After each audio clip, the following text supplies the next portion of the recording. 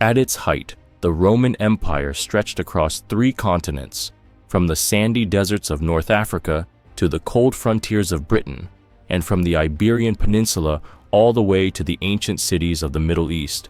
But how did this once invincible empire come crashing down? What truly led to the fall of one of history's greatest civilizations? Today, we're going to explore the rise and fall of the Roman Empire, a story filled with conquest, ambition, betrayal, and ultimate collapse. But to understand how it all ended, we must first understand how it all began. The rise of Rome, from city-state to empire. It all began as a small city-state on the banks of the Tiber River. According to legend, Rome was founded in 753 BC by Romulus, a king raised by wolves.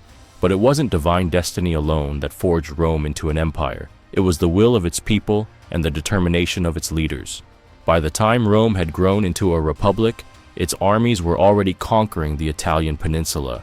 The Romans were a people who learned quickly from their enemies, adapting their tactics and absorbing cultures along the way.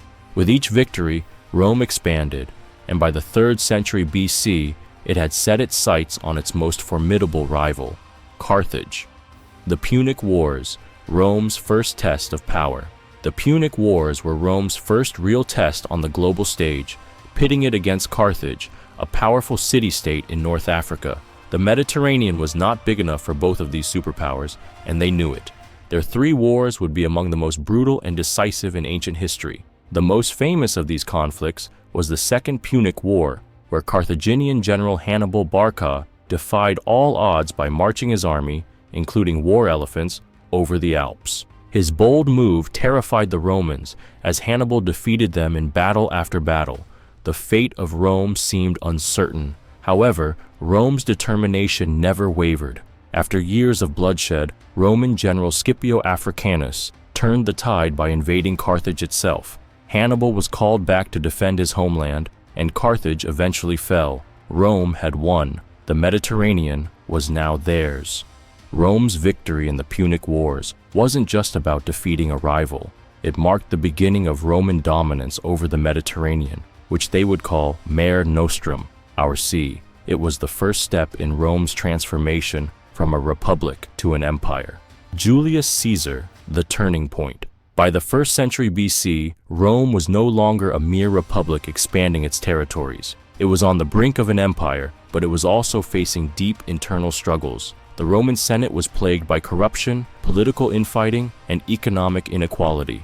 Enter Julius Caesar, a man whose ambition and military genius would forever change the course of Roman history. Caesar's rise to power was as swift as it was controversial. His conquest of Gaul and modern-day France made him a war hero, but it also made the Senate uneasy.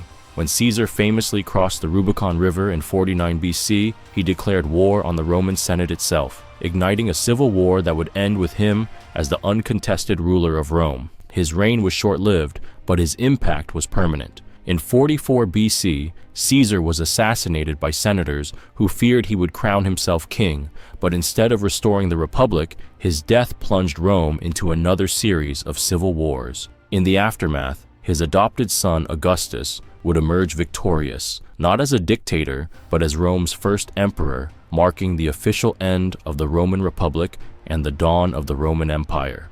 The Roman Empire, Pax Romana, and expansion. Under Augustus, Rome entered a golden age of peace and prosperity known as the Pax Romana, Roman peace.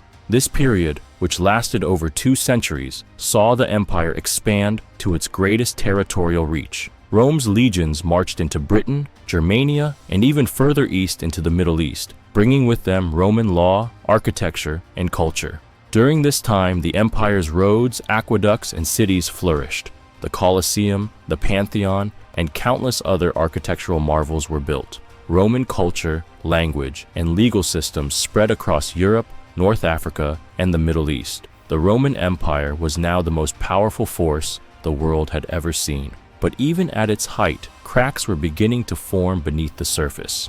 The decline, internal struggles, and corruption. As Rome grew, so too did the challenges it faced. The once strong political institutions began to falter. Corruption became rampant, and the gap between the wealthy elite and the impoverished masses widened. The empire's military, once its greatest strength, became overextended, and Roman soldiers were often forced to defend vast borders with limited resources. Rome's emperors also became increasingly disconnected from their people. Some were cruel tyrants, like Nero, who is infamous for fiddling while Rome burned, and others like Commodus, whose incompetence is said to have accelerated Rome's decline. The empire, once a beacon of stability, began to crack under the weight of its own success. Internal strife, economic instability, and civil wars weakened the empire's ability to defend itself from outside forces, and those forces were coming.